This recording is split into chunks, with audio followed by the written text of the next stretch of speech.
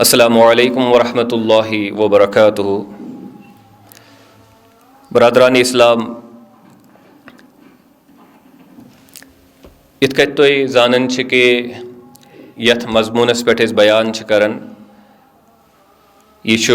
एडिक्शनुक मजमून मुनशियात नशावर चीज़न हुंद युस जन इस्तेमाल लबन जदीद दौरस मज ते बड़वुन इस्तेमाल लबन जदीद दौरस मज खुसूसन माजी करीबस मज या हालस मज अगर वो आए दिन सोशल मीडिया पे या अखबारन मज न्यूज़ के मुनशियातन हुंद यूता ज़ख़ीरा आव ज़ब्त कर मुख्तलिफ शायन। बहरहाल मुनशियातन हुंद मसल अख पेचीद मसल युस जन इंसानी ज़िंदगी वारिया ज़रर वातनावन नुकसान वातनावन। सोन युस जन बुनियादी मजमून सह यह कि मुनशियातन मुतल्लिक नशावर चीज़न मुतल्लिक क्या मौक़िफ़ इस्लाम इख्तियार करन। तिम चीज़ यम बहसत नश इस्तेमाल करन लुकन हंद तरफ इस्लाम क्या यमन मुनशियातन मुतल्लिक नशावर चीज़न मुतल्लिक ऐसे बयान करन। आज ज़मीनस मज कोर मे हवाल तय ब्रोट कं पेश यम ज़ायत मुबारक सूरह माइदाहस मज लबन कि यत मज अल्लाह ताला हुक्म करन कि युस जन शराब या खमर युस जन यह हसा शैतान संदो पलीद कैमो मज, इसलिए रूजू सा तुम अम नश पत। और युस जन ये शराब या खमर सह चीज़ युस जन इंसान संदे दिमागच हालत तब्दील कर बिगाड़ युस जन अमुक हराम आसन अमिक अतन ज़ वजूहात अस ब्रोट कन यवन त्रावन। अख वजह अल्लाह ताला यह बयान फरमावन के नश के ज़रिए और ज़ार के ज़रिए शैतान सुन हदफ ये कि तोय दरमियान गस दुश्मनी पैदा अदावत पैदा। और अमे हवाल युस जन यह स्टेटमेंट कुरानुक के नश के ज़रिए शैतान यसन दुनिया मज दुश्मनी पैदा करें अदावत पैदा करें। दोमे लफ्जन मज जुर्मन हुन मकदार गुस बढ़ुन यह शैतान सुन बुनियादी मकसद नशाम करनस मज। तो आज ज़मीनस मज कर मे मुख्तलिफ हवाला जात तय ब्रोट कन पेश यम जन जदीद दौरस मज रिपोर्ट पब्लिश गसन यत मज जन नश और जुर्मन दरमियान युस जन ताल्लुक यह आमुत उजागर करन। मुख्तलिफ रिपोर्ट कर मे तय ब्रोट कन पेश। दोयम युस जन अत मज वजह बयान यवन फरमावन अल्लाह ताला सिंद तरफ के मुनशियात या तिम चीज़ यम जन इंसान सस दिमागस पे हावी गसन दिमागी हालत करन तब्दील तिम क्या हराम। अल्लाह ताला फरमावन के अमे ज़रिए शैतान सुन मकसद ये कि इंसान रोज़े अल्लाह ताला नश पथ अल्लाह ताला सिंद ज़िक्र नश पथ अल्लाह युस जन अल्लाह ताला सुन सोजमुत दीन युस जन तम नश रोज़ अख इंसान पथ। अस कर यह समझ कोशिश मुख्तलिफ रिपोर्ट अत मज त ज़ेर बहस के नश तो मजहबस दरमियान क्या रिश्ते पान वही यम जन मुख्तलिफ रिसर्च गसन दुनिया मज तिम क्या फिक्र तारन। और अत ज़िमनस मज कर मे क्या गुजारिशात त्रा मे तय ब्रोट कं। बहरहाल यह गोडनुक हवाल यम सह फिक्र तरन कि नशावर चीज़ मुनशियात और नश करुन युस जन यह हराम। और अत चीत तरन फिक्र कि यह क्या कोर अल्लाह सुब्हानहु व तआला हराम। आज वो बे एंगल ब्या हवाल कर बह तय ब्रोट कं पेश यम के ज़रिए यह हेको समझित कि मुनशियात यम जन इस्लामी नुक्ते निगाह किन इस्लामी नज़रिया किन मुनशियात हराम। यून इस्तेमाल गोस न हरगिज़ तक इंसान करुन। और बुनियादी चीज़ युस जन कुरानस मज बयान आमुत फरमावन सह आमुत कि अकि चीज़ुक असर क्या रोज़ तुहंदी ज़िंदगी पे अमुक इम्पैक्ट क्या रोज़ तुहंदी ज़िंदगी पे। और अगर यह इम्पैक्ट तम नवियतुक युस जन हराम इम्पैक्ट युस जन हराम असर ज़िंदगी पे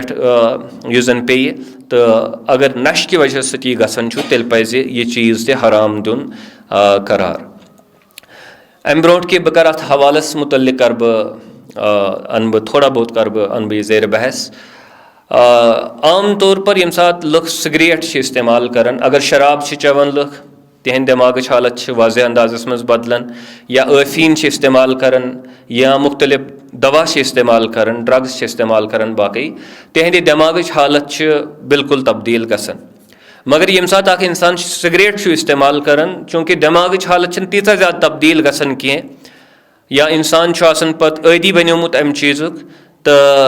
इसलिए कुन सात वारियान साथियन बासन कि शायद सिगरेट यी न अथ नशस मज कह यमुक तज़किर सूरह माइदाहस मज लबन छे। अगरचे सिगरेट मान लीजिए 2 मिनट के लिए फ़र्ज करो यी न अथ कैटेगरी मज कह यमुक तज़किर सूरह माइदाहस मज लबन छे, तमुक मतलब छुन हरगिज़ यी कह कि सिगरेट छुन नश और यी क्या छुन हराम इस्लामी नुक्ते निगाह कहीं। बहरहाल अख आयत मुबारक कर मैं तोय ब्रोट कहीं अर्ज़ इब्तिदाहस मज अल्लाह ताला सूरह बकरा के आयत 195 मज फरमावन व अनफिकू फी सबीलिल्लाह, और रब सिंह वत मज करियो तोय खर्च। बहरहाल इंसानस निश खर्च करने खतर वारिया चीज़ इंसानस निश टाइम ति यह टाइम खर्च करित, इंसानस निश कुव्वत यह पनी कुव्वत खर्च करित, इंसानस निश ज़बान हुंद हैस यह ये इस्तेमाल करित, इंसानस निश आस माल यह ये इस्तेमाल करित, कदमन हुंद ताकत इंसान हेक अत चीज़स इस्तेमाल करित। गर्ज मे यह वन्नुक कि यम सात रब हुकुम करन कि तुई खर्चयु रब सिंह वत मज, तुई करियो सरफ रब सिंह वत मज, अत मज इन वारिया चीज़, यह महज मालक योत मसल कह। इसलिए अल्लाह ताला फरमान व अनफिकू फी सबीलिल्लाह, बेशक तुई करियो खर्च रब सिंह वत मज, वला तुल्कू बिअयदीकुम इला तहलुकति, और तुई म करियो पन्नवी अथो पन्ने हलाकत सामान पद। अल्लाह ताला कुरान के आयत मुबारक मज फरमावन कि वला तुल्कू बिअयदीकुम इला तहलुकति, तुई मसा करियो पन्नो अथो म करियो पन्ने हलाकत सामान यम जन वजूहात तिम करियो तुई पाने पद कह। अल्लाह ताला फरमावन व अहसिनु, बल्कि तुई करियो एहसान, तुई करियो रुत कामे करियो, तुई रुत तरीक़ाकार करियो तुई अडॉप्ट। अल्लाह ताला फरमावन इन्नल्लाह युहिब्बुल मुहसिनीन, बेशक अल्लाह ताला एहसान करन वालन पसंद फरमावन। सूरह निसा के आयत 29 में अल्लाह ताला फरमावन वला तक़्तुलू अनफुसकुम, पन्ने पानु कत्ल म करियो के, और युजन खुदकशी हुंद मामल दीनस मज जान के खुदकशी हराम, और अमि खतर यजन अख दलील वन पेश करने इस्लामी उलूमन मज इस्लामी साइंसन मज सच यह आयत मुबारक कि वला तक़्तुलू अनफुसकुम, तुम करियो पनुन पाने कत्ल के या पनुन पान म करियो तुम कत्ल के। बहरहाल यजन यह आयत मुबारक कि तुम करियो पन्नवी अथो म करियो पन्ने हलाकत सामान म करियो पद कह। अथन लफ्ज़ हलाकत यानी कि हलाका युजन लफ्ज़ बेसिक वर्ड युजन अमुक इस्तेमाल गोमुत। युजन लफ्ज़ हलाका यह मुख्तलिफ अंदाज़ो आमुत इस्तेमाल करने, और इमाम रागिब फरमावन कि कम से कम 3 या 4 तरीक़ों हेकोन यह समझित। और अख चीज़ तम बयान अत मुतलिक कर सह गो तम फरमान कि हलाका हसा गो कुन चीज़ नवियत तब्दील करें, खराबी कुन चीज़स में, फसाद कुन चीज़स में पैदा कर। और तम ये फरमान कि हलाका हसा तम सात इस्तेमाल गसन, आम तौर पर लफ्ज़ मौत इस्तेमाल गसन कुरानस मज, और मौत कह नेगेटिव लफ्ज़ कुरानस मज कह, क्या मौतुक लफ्ज़ रितन खतर इस्तेमाल गोमुत और खराबन खतर इस्तेमाल गोमुत। मगर यम फरमान कि हलाका लफ्ज़ यम सात इस्तेमाल गई यह गई खराब मौत, यानी कि अल्लाह ताला समझावन कि तुम करियो पन्ने पाने म करियो तुम खराब मौतिक बाइस और वजूहात म करियो तुम पाने पैदा कह। और लफ्ज़ तहलुका युजन अथन इस्तेमाल गो, इमाम रागिब अलैहि रहमत फरमावन के अमुक मतलब हसा गो तिम वजूहात यम जन हलाकतस कुन निन, हलाकत के बाइस यम जन तिमन वनन यानी कि हुलुक या तहलुका अमि खतर इस्तेमाल गोमुत। बहरहाल युजन बुनियादी नुक्ता अथन फिक्र तरन सह गो यह कि अगर कह चीज़ बायस हलाकत बन अकिस इंसानस खतर, अगर अख चीज़ अकिस इंसान संद खत्म गसनुक बायस बन, खराबी अमिस मज पैदा गसनुक बायस बन, यम जन मुख्तलिफ अमिस मज असास अल्लाह ताला दिसमज सलाहियत दिसमज यम मुनहदिम गसनुक बायस बन, तमुक मतलब ये आयत मुबारक यह कत फिक्र तरन कि यह हेक सानि दीन मुताबिक जायज़ आसित कह, यह हेक सानि दीन मुताबिक सही आसित कह, पत सह कुछ चीज़ क्या बहरहाल यह बनो हलाकतुक बायस, इसलिए हेक यह दुरुस्त आसित सानि दीन मुताबिक कह। बह दिम अख मिसाल यह नुक्त समझाने खतर कि पाने हलाकत असबाब पैदा करन छु हराम दीनस मज और हरगिज पज न तिम चीज़ इख्तियार करें यम जन अकिस इंसान सिंद हलाकत बाइस बन। हज़रत अली रदी अल्लाहु अन्हु तिम अके हदीस रिवायत फरमावन बुनियादी तौर वाक़ा तिम बोजनावन सही बुखारियस मज किताबुल फितनस मज हदीस 7145 हदीस नंबर यम फरमावन कि पैगम्बर अलैहिस्सलाम चूँकि जंगी मिशनस पे कैंचन टोलियन रोजन सोजन बहरहाल अथ ज़मीनस मज आव ग्रुप सोजन जंगी अकिस मिशनस खतर मिलिट्री ग्रुप आव सोजन मुजाहिदन हुंद ग्रुप आव सोजन और यमन पे आव लीडर मुकर्रर करने युस जन वह लीडर आव मुकर्रर करने अमिस मुतलिक आव यमन ताकीद करने यम जन बाकी अमिस वन साथी सत कि तुम करियो अम सज इताअत तुम पक्यो अम सद मुताबिक यह तुम हुकुम करो तमी मुताबिक पकजो तुम युस जन यह लीडर साहिब अमिस गुस्स खसन कुन चीज़स पे यह नाराज गसन पन्न साथियन क्या मामल पानवे गसन और गालिबन अमिस यह बासन कि मे इताअत करन कह बहरहाल अमिस शरारत खसन वह यम सात अमिस शरारत खस यह वन कि क्या तुम फरवो ना पैगम्बर अलैहिस्सलाम कि तुम हसा करो मेन इताअत तुम मान हिसाब पकुन यम वन बिल्कुल बेशक यह हुकुम पैगम्बर अलैहिस्सलाम हुंद यम वन मे हसा कोर इराद यह लीडर वन कि मे हसा कोर इराद कि तुम अनु सा जुन यह करो सा जमा अत दियो सा नार और पत लगो पान तथ मज वोट वन गो मसल पेचीद बहरहाल चूँकि यमन दिवन यानी कि रेफरेंस दिवन कि पैगम्बर अलैहिस्सलाम कोर तुम हुकुम कि तुम मेन इताअत कर बहरहाल यम मजबूर गसन यम वन जुन तन यम जमा तन और यम नार दिवन और वन लास्टुक स्टेप यह कि लगायन पान अत मज वोट मगर वोट लगाने ब्रोह अकिस वन वुचान यम मतलब शश पंजस मज पेवन यम कन्फ्यूज गसन कि पज यह कर पज नहीं कर यम पानवे कत बात कर हदीस मुबारकस मज आमुत कि यम अकिस वन हे नार नश बचन खतर कोर पैगम्बर अलैहिस्सलाम हज इताअत अस मोन इस्लाम तिकाज यसन कि गस नार नश बचन मगर यह साहिब वन कि तुम लगो नारस मज वोट अस पज अत मज वोट लगान यह बहस जारी रोजन यम अत मज वोट लगान कह तो बहरहाल नार ठंड गसन नार तो ठंड गसन यह जन साथी युंद लीडर यह ठंड गसन अमिस मज पे सकूनत तारी गसन बहरहाल हदीस मुबारकस मज आमुत कि यह कत वातन पैगम्बर अलैहिस्सलाम निश और तिम फरमान कि लौ दखलूहा मा खरजू मिनहा अबदा अगर यमो अत मज वोट लगाए अगर यम अत मज दाखिल गया यम नेरहन हरगिज नेरहन नहीं मत यानी कि यहुंद ठिकाने तिल पत नार अल्लाह ताला बचैन यहुंद युस जन पत गर बन सह बन जहन्नम और यानी कि यमन मिले यह सज़ा अगर यमो अत मज यानी कि वोट लगाए यम पैगम्बर अलैहिस्सलाम हुकुम करन कि इताअत तम सात यम सात कत रच यम सात कत खराब अतन इताअत अकिस इंसानस खतर करन कह या यह चीज़ लाजिम कह बुनियादी नुक्तु यह जन अथन समझावनुक सह गो यह कि कह चीज़ यह जन हलाकतुक बाइस बन अकिस इंसानस खतर सोन दीन इजाजत दिवन कह कि क्या करो सा काम क्या करो तिम असबाब इख्तियार या तिम वत क्या बनाओ तिम वत क्या करो इख्तियार यम जन हलाकतुक बाइस अकिस इंसानस खतर गस वन जन इंसान अमिस नश बेशकमती खूबसूरत अल्लाह ताला सिंद इनामात मिसाल के तौर पर अमिस सेहत यह रब्बन दितमुत ज़बरदस्त बड़ नियामत अल्लाह ताला सिंद तरफ और सारी साथी जानन कि सेहत कूता इम्पोर्टेंट खास तौर पर तिम साथी यमन जन मिसाल यम साथ तकलीफस मज मुब्तला गसन बेमार गसन और बिलखसूस तिम साथी यमन जन कह परमानेंट कह मसल सेहत तिमन एहसास अंदाज कि सेहत कूता जरूरी अकिस इंसानस खतर इथे कह जिंदगी ज़ाहिर कत कि सोन इम्तिहान सोन वथ बैठ ये कुरे अर्जस पे यह करान तोती तान मुमकिन सान खतर योतान जिंदगी यम अल्लाह ताला सज अजीम न्यामत इथे कह अल्लाह ताला इज्जत दितमुत अकिस इंसानस बल्कि रब फरमान वलकद कर्रमना बनी आदम अस कोर बनी आदम यह जन बनो कर्म वोल यह बनो वकार वोल यम तिम असास यम जन अल्लाह ताला अता कर्मित और यहज रच पज कर अल्लाह ताला अकिस इंसानस दितमुत कल्बी सुकून तो इत्मीनान अकिस इंसानस इत्मीनानस अत सुकूनस रच कर इत कह सेहतस रच कर इथे कह गम सज कोशिश कि यह गि सुकूनुक और इत्मीनानुक तम मुहाफिज बन कोशिश कर बल्कि यह गि जस्तजू अत मामलस मज कर अमिस रिश्तेदारी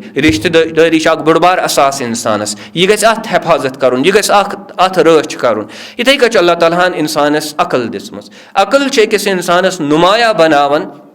باقٕے یِم زَن مخلوٗق چھِ یِم زَن اللہ تعالیٰ ہَن ییٚتہِ ضروٗریت کایناتَس منٛز چھِ پٲدٕ کَرِمَژٕ بہرحال عقلہِ چھِ أکِس اِنسانَس رٲچھ کَرٕنۍ یا اللہ تعالیٰ ہَن دیُت اَسہِ وقت یہِ وقت ظٲہِر کَتھ وقت اگر آسہِ نہٕ أسۍ ہٮ۪کو نہٕ کِہیٖنۍ تہِ کٔرِتھ اور اللہ تعالیٰ چھُ وقتُک قسم کھٮ۪وان قرآنَس منٛز وَالعصر بے شک بہٕ ہسا چھُس قسم کھٮ۪وان وقتُک اور یِتھَے کٔنۍ چھُ اللہ تعالیٰ ہَن اَسہِ اخلاق دیُتمُت اخلاق چھُ بوٚڑ بارٕ اثاث اور یِم چھِنہٕ اَسہِ اثاث باسان اَسہِ چھُ باسان پونٛسَے یوت چھُ اثاث اور أسۍ ٲسۍ دَپان برونٛٹھ دَپان ٲسۍ یِم زَن ساینَس چھِ یِم زَن یِم علوٗم چھِ یِم ہسا چھِ اَسہِ ہیٚچھناوان اَسہِ میٹیٖریَلِزم واقعیتَن برونٛٹھ اوس اکھ یہِ رُجحان اگر پونٛسہٕ چھُ تہٕ شاید چھُ ہر کانٛہہ چیٖز مگر وٕنکیٚس یِم زَن جدیٖد علوٗم چھِ ساینَسٕز یِم زَن چھِ اِوٕن اٮ۪کنامِکٕس اَتھ منٛز چھِ اَسہِ وٕنکیٚس یِوان ہیٚچھناونہٕ نہ اخلاق تہِ چھُ اِمپاٹَنٹ کَلچَر تہِ چھُ اِمپاٹَنٹ تہذیٖب تہِ چھُ اِمپاٹَنٹ باقٕے چیٖز تہِ ہسا چھِ اِمپاٹَنٹ ییٚتہِ مال چھُ اِمپاٹَنٹ تَتہِ چھِ یِم سٲری چیٖز تہِ اِمپاٹَنٹ یِتھَے کٔنۍ چھُ روٗحٲنی اکھ حِصہٕ چھُ اللہ تعالیٰ ہَن أکِس اِنسانَس دیُتمُت اَسہِ چھِ یہِ پرٛزناوان یہِ چیٖز گوٚو غلط یہِ چیٖز گوٚو ٹھیٖک اَسہِ منٛز چھُ اکھ حِصہٕ اللہ تعالیٰ ہَن تھوٚومُت یا اَسہِ چھُ اکھ یہِ احساس گژھان ییٚمہِ ساتہٕ أسۍ خٲرات کَران چھِ اَسہِ چھُ اکھ ٹھنڈک محسوٗس گژھان دِلَس منٛز قلبی اکھ راحت محسوٗس گژھان گوٚو کینٛہہ نَتہٕ کینٛہہ روٗحٲنیتُک مادٕ چھُ آلریڈی أکِس اِنسانَس منٛز أمِس چھِ کوٗشِش کَرُن کہِ یہِ گوٚژھ پَروانہٕ کھسُن یہِ گوٚژھ دۄہ کھۄتہٕ دۄہ ترقی کَرُن یہِ گوٚژھ گرو گژھُن أمِس چھِ اَتھ اثاثَس رٲچھ کَرٕنۍ اور یِتھَے کٔنۍ چھُ اِسلام یُس زَن اللہ تعالیٰ ہَن اَسہِ کُن نٲزِل کوٚر پیغمبر علیہ صلاتُ وسلامَن ہٕنٛدۍ ذٔریعہٕ یِم چھِ سٲری تِم اثاثہٕ یِم زَن أکِس اِنسانَس خٲطرٕ واریاہ زیادٕ قۭمتی چھِ یِمو بغٲر أمۍ سٕنٛز زندگی چھَنہٕ زندگی ہُنٛد مطلبٕے پَتہٕ تھاوان اور یِمَن اثاثَن خٲطرٕ یِمَن رِسورسَن چھِ أکِس اِنسانَس رٲچھ کَرٕنۍ بہرحال بہٕ کیازِ چھُس یِم اثاث تۄہہِ برونٛٹھ کَنۍ گٔنٛزراوان بہٕ چھُس اِسلیے یِم گٔنٛزراوان تۄہہِ برونٛٹھ کَنۍ تِکیازِ ییٚمہِ ساتہٕ اکھ شخص ڈرٛگ چھُ کَران ییٚمہِ ساتہٕ اکھ اِنسان ڈرٛگ چھُ کَران ڈرٛگ ایڈِکشَنَس منٛز مُبتلا چھُ گژھان نشاوَر چیٖزَن ہُنٛد چھُ اِستعمال کَران اگر أسۍ یِمَن سارنٕے مےٚ کوٚر 10 چیٖزَن ہُنٛد تذکِر کوٚر مےٚ کمو بیش تۄہہِ برونٛٹھ کَنۍ یِم 10وَے چیٖز چھِ أکِس اِنسان سٕنٛدۍ مُتٲثر گژھان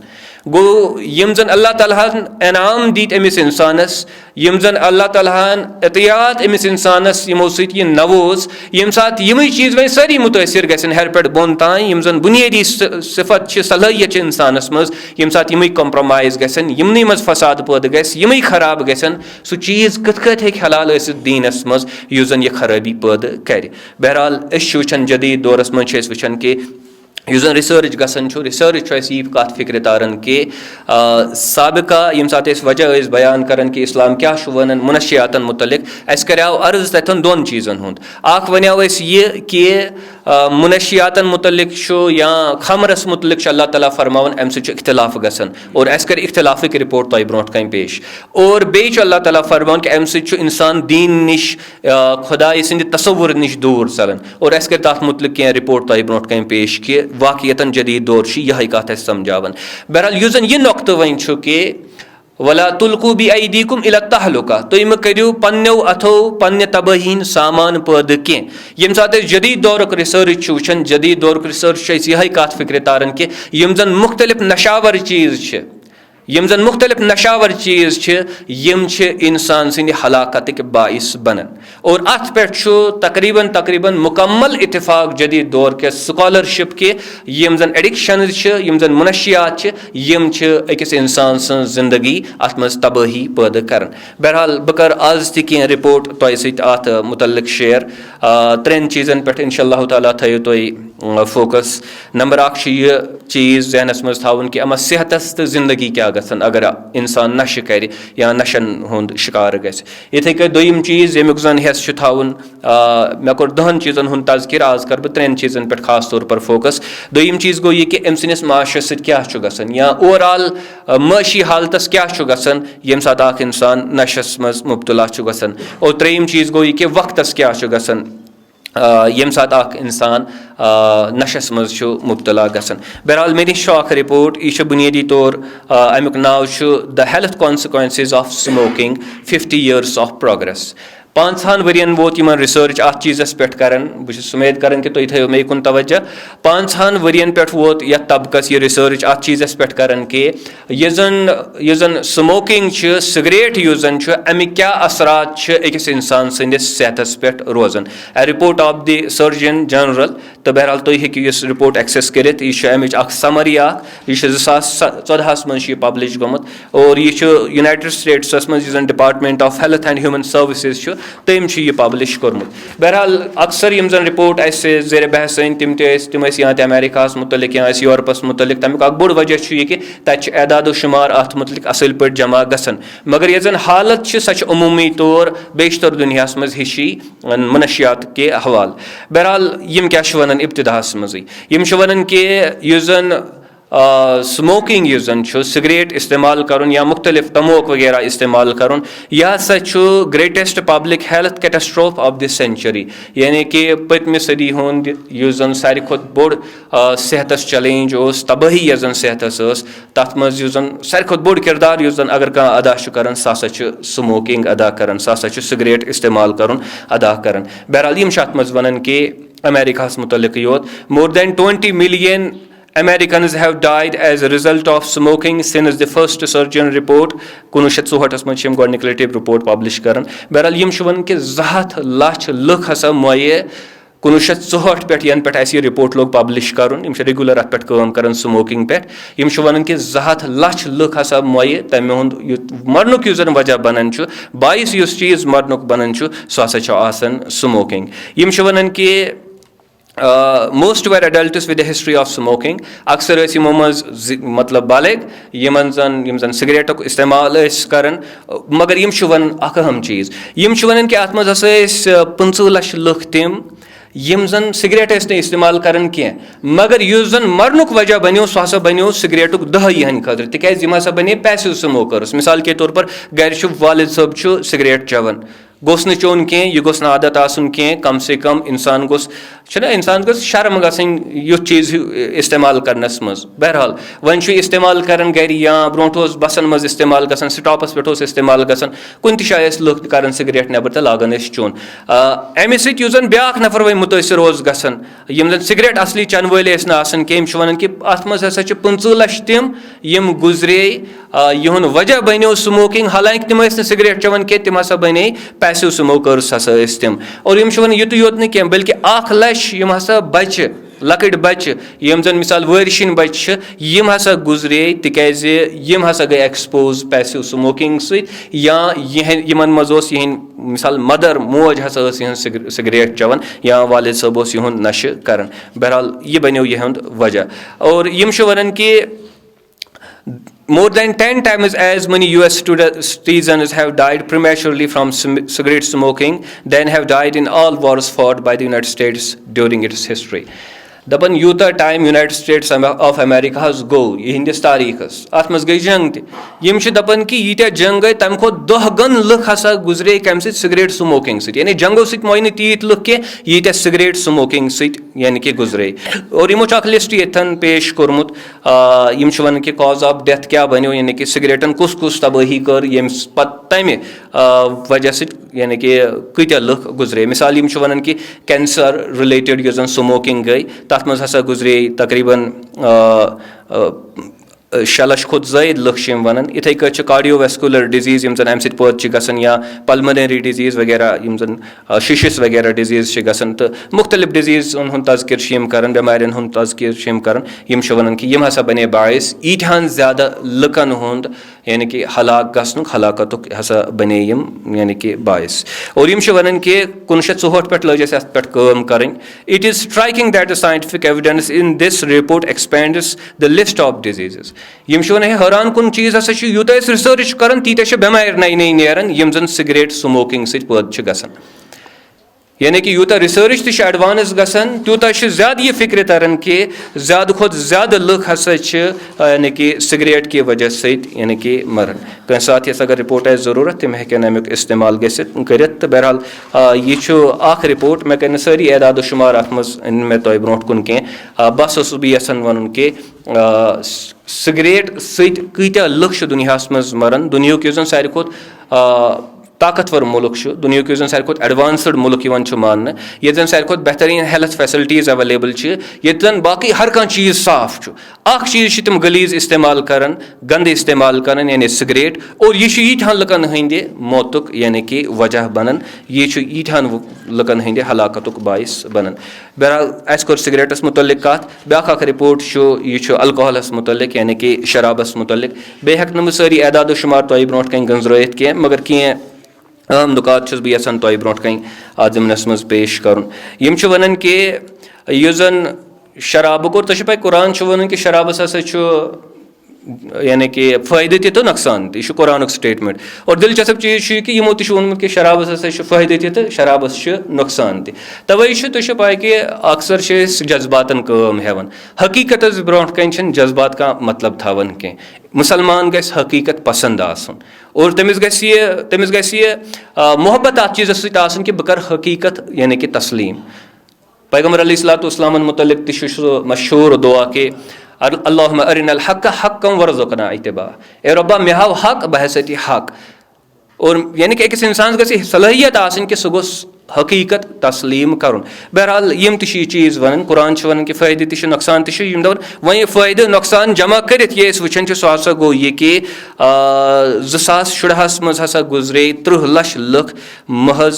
यानी कि शराब चन के वजह से शराब चन की वजह से हो सिगरेटुक मसल अलग ये वह शराबुक मसल सह अलग ये सात दोनवे किस्मिक अत मज यानी कि इफेक्ट इनकॉर्पोरेट करो फ़ायदे तो नुकसान तह शराबुक और यम पत वन कि जन शराबुक असर अम सन अमवाद गमस तम हसा ज़्यादा कम खोत ट्यूबरकुलोसिस खोत तम ज़्यादा HIV एड्स तम खोत तम ज़्यादा डायबिटीज़ जन दुनिया में बड़ मसल अम खोत ज़्यादा हाइपरटेंशन सह लुक मरान अम खोत ज़्यादा डाइजेस्टिव डिजीज़ जन म्यादस मुख्तलिफ तकालीब गसन अम खोत ज़्यादा रोडन पे जन एक्सीडेंट गसन तम खोत ज़्यादा मरान शराब सत और जंगन मज जन यानी कि वायलेंस जन गसन तशद्दुक जन इस्तेमाल गसन तम खोत ज़्यादा लुक हसा मरान कम सत शराब सत तम खोत ज़्यादा लुक मरान। बहरहाल यमो दिलचस्प चीज़ तुझे पाई कि कुरान इस्तिलाह हलाका यानी कि हलाक करुन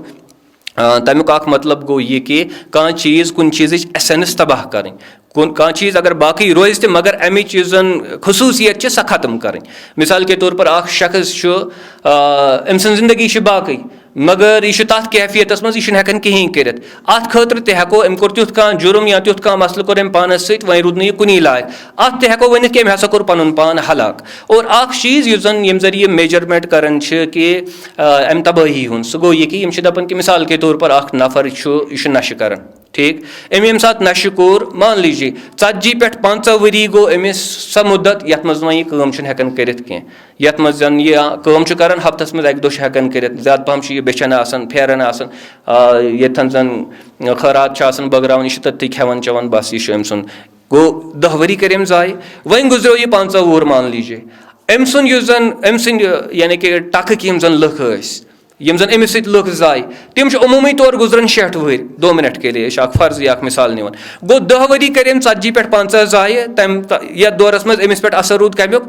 मनशियातन हुन अम हेच कहीं तम कर यह गुजरो गई हुमन ब्रोट 10 वरी गई कच वरी गई जाय 20 वरी गई जाय यम वनान अत डिसेबिलिटी एडजस्टेड लाइफ ईयर्स अम कत्या वरी गई जाय यह कैलकुलेशन करहाव और यम कैलकुलेशन दिलचस्प यम जन कुरानिक मजामीन तम खूबसूरत अंदाज यमो कैलकुलेशन ब्रोट कुन और यम वन कि अगर हसा 2017 कत करो 1 अरब 32 करोड़ साल यीत्या वरियन हज मुद्दत यह जन सह हसा वुचान कि नश कि वजह सत हसा गई जाय गोजा 1 अरब 32 करोड़ वरियन हज मुद्दत यह जन यह हसा गई हलाक यह गई खत्म वजह न बे कहन मा सिवाय नश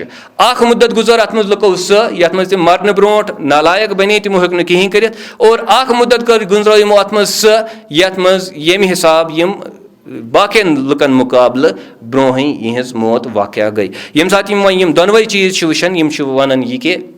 यम वनान यह कि यीचा बड़ अख मुद्दत इंसानी जिंदगी हंज यीत्या वरी हसा गई इंसानियत जाय यम सात एक इंसान या यम सात लुको यानी कि यम सात तिम नशन मज मुब्तला गई। और तुझे पाए कि बेहतर रिपोर्ट्स और यम यह तारन फिक्र कि अख रिपोर्ट अत मज यह कि यम वनान कि अमा इक्तिसादी तौर कूता नुकसान गो यम सात जन ड्रग्स आय इस्तेमाल कर यम तीत्या बड़ एदादो शुमार हेको कशर पे वन तिकाज यम अंग्रेजी पे मज फिर बड़ मुश्किल गसन। और यह American economic impact of illicit drug use on American society America मुतलिक योत यह नेशनल ड्रग इंटेलिजेंस सेंटर। बहरहाल यह डिपार्टमेंट ऑफ जस्टिस जन अदालती निज़ाम वगैरह इंसाफ निज़ाम वगैरह अमेरिका मज तम रिपोर्ट यानी कि जमा कर एदाद शुमार तम जमा कर। और यम वन कि बे इंतहा ज़्यादा हसा अमि सत माली तबाही पैदा गसान यम सात यानी कि नशस मज सोसाइटी इन्वॉल्व गसान हसा त्रेयो तरीको नुकसान गसान। अख गो यह कि क्राइम बढ़ान वह सात क्राइम बढ़ो अमि सत क्या गसान अमि सत तेल कानून ते पेवान ब्रोट कुन अन पुलिस ते पेवान लागुन गो मुल्कस खोत अमि सत बार इक्तिसादी बार खोत मुल्कस जन पेवान इन चीज़न पे खर्च करें। अच्छा इथे कत यम सात क्राइम गो तथ मज अलग खर्च गसान। और इथे कत मुख्तलिफ चीज़न मज यानी कि यम सात क्राइम रिलेटेड अखराजात पेवान कर। इथे कत सेहतस मज वन कि यम सात सेहत खराब गसान सेहतस पे कत्या पोस पत लगन यम सात लुक नश कर पत कत्या पोस गसान खर्च। और ब्याक चीज़ जन बड़ दिलचस्प जन इनक्लूड कोर्मुत सह गो यह कि अगर अख इंसान यम सात नशे कर अमि ब्रोट असल जिंदगी गुजारन यह काम कर मगर यम सात नशे वन कर यहाँ गई अम सज काम कम नत वन कम कर यानी कि यह अम सद प्रोडक्टिविटी काम करने सलाहियत यह जन सह हसा गई मुतासर। और यम सारे चीज़न यानी कि जमा कर और यह 193 बिलियन मैंने हिसाब यवन और 193 बिलियन 96 मिलियन यह बोड़ रकम यम वन कि यूता हसा अकिस इकॉनमी नुकसान गसान यम सात सोसाइटी मज नश आम गसान। बहरहाल कुरान मुख्तसर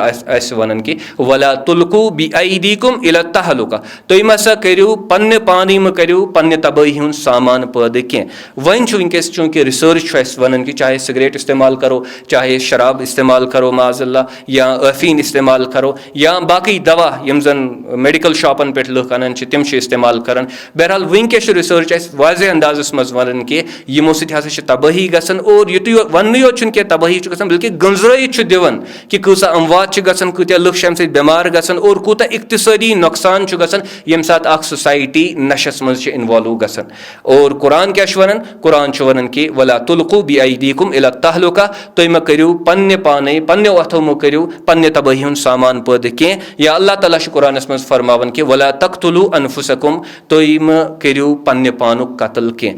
आम तौर पर बड़ हसास बनान अत चीज़ मुतलिक शख्सन कर खुदकशी ओत्र तह गो मामला ये मज एक लड़की कर खुदकशी सह गो बड़ वायरल गो सह मसल और तथ पे आए कथ आई तथ पे कर इंटरनेटस पे। मगर तुम वह वाक़ा यह जन हाईलाइट गो यहद मकदार और तदाद यह सह कम अत बरक्स अगर टैली करो कि कत्या लुक मुनशियातों सत दुनिया मज गुजरान यह मिलियनन मज यानी अत 10 लक्षन पे करें ग्रेंद अत 100 पे 100 पे ग्रेंद करें कि अत 10 लक्षन मज काउंटिंग गसान तूता बोड़ मकदार लुकन हुंद यह जन मुनशियात की वजह सत जन नशावर चीज़ों हंद वजह सत यानी कि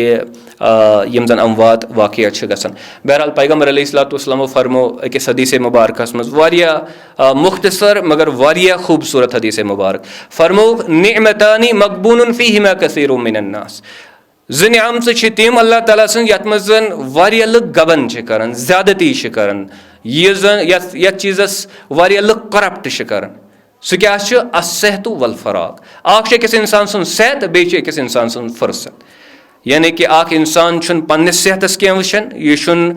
या तो सेहत सन खराब कर नत सेहतुक सही इस्तेमाल करान कह। और इथे कत अमिश अल्लाह ताला मुद्दत दिसमुत वक्त दितमुत तो यह अमि वक्तुक तह जायज़ इस्तेमाल करान कह यह अत सही इस्तेमाल करान कह। ज़ाहिर कत कि यम सात अख इंसान नशस मज वन इन्वॉल्व गो दोन निअमतन हुंद तज़किर कोर पैगम्बर अलैहिस्सलातु वस्सलामो अख गो सेहत बे गो फुर्सत दोनों चीज़ नश की वजह से मुतासर गसान। باقٕے یِم زَن بیٚیہِ 5-7 چیٖز اَتھ منٛز یِوان چھِ یِم زَن اِنسان سٕنٛدۍ چھِ مُتٲثر گژھان تِم اَنو أسۍ اِنشاء اللہ برونٛٹھ کُن زیرِ بحث مگر ییٚتھٮ۪ن کَرو أسۍ یَتھ نۄقطَس پٮ۪ٹھ اختتام کہِ اللہ تعالیٰ چھُ اَسہِ حُکُم کَران کہِ پنٛنیو اَتھو مہٕ کٔرِو پنٛنہِ تبٲہی ہُنٛد سامان پٲدٕ کینٛہہ واریاہو طٔریٖقو چھُ اِنسان پنٛنیوٕے اَتھو پنٛنہِ تبٲہی ہُنٛد سامان پٲدٕ کَران تَتھ منٛز چھُ اَکھ مَد یِوان نَشَن ہُنٛد تہِ اور أکِس اِنسانَس پَزِ سنجیٖدگی ہُنٛد مُظٲہرٕ کٔرِتھ اگر سُہ نَشہٕ چھُ کَران تٔمِس پَزِ احتِساب پَنُن کَرُن اور تٔمِس پَزِ یہِ سَمجھُن کہِ یُس زَن یَتھ چیٖزَس بہٕ نَشہٕ چھُس دِوان مِثال میون جِسم یہِ چھُ مےٚ قرضَس پٮ۪ٹھ یہِ چھُ مےٚ اُدھار یہِ چھُ مےٚ بیٚیہِ کٲنٛسہِ ہُنٛد اَمانَت اور اَتھ اَمانتَس پَزِ مےٚ رٲچھ کَرٕنۍ بلکہِ اَتھ رِسورسَس یُس زَن یہِ ؤسیٖل اللہ تعالیٰ ہَن مےٚ دیُتمُت چھُ اَتھ پَزِ مےٚ سُے اِستعمال کَرُن یُس زَن بہتر آسہِ یُس زَن رُت آسہِ اور یُس زَن جٲیِز آسہِ اقول هذا استغفر الله لي ولكم